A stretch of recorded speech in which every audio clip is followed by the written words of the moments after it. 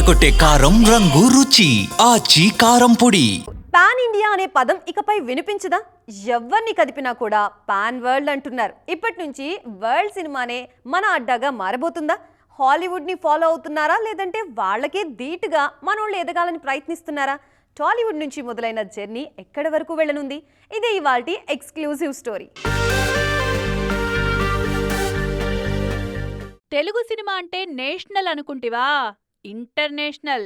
బొమ్మ ఇక్కడే తీస్తే రీసౌండ్ హాలీవుడ్లో రావాలి, క్లాప్ ఇక్కడ కొడితే రికార్డులు అక్కడ కదలాలి అంటున్నారు మన దర్శకులు.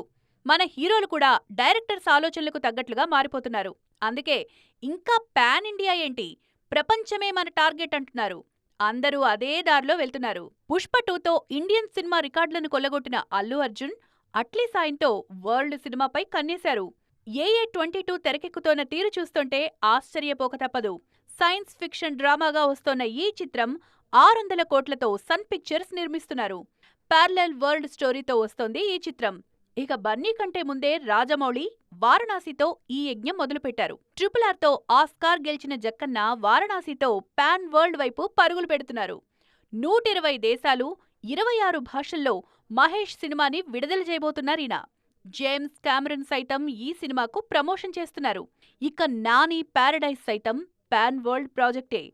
దీని రేంజ్ ముందు చెప్తున్న దానికంటే చాలా భారీగానే ఉండబోతోంది. స్పిరిట్ హాలీవుడ్ స్థాయిలో వస్తున్న dark natural police drama. Korean నటుడు డాంగ్ లీ ఎంట్రీతో ఇంటర్నేషనల్ ప్రాజెక్ట్ అయిపోయింది స్పిరిట్. అలాగే జై హనుమాన్ని 11 భాషలకు పైగానే తెరకెక్కిస్తున్నారు ప్రశాంత్ వర్మ. రిషబ్ శెట్టి ఇందులో హీరో. వీటితో పాటు ప్రభాస్ ఫౌజీ రేంజ్ అలాగే ఉంది. మొత్తానికి టాలీవుడ్ అంటే నేషనల్ కాదిప్పుడు, ఇంటర్నేషనలే.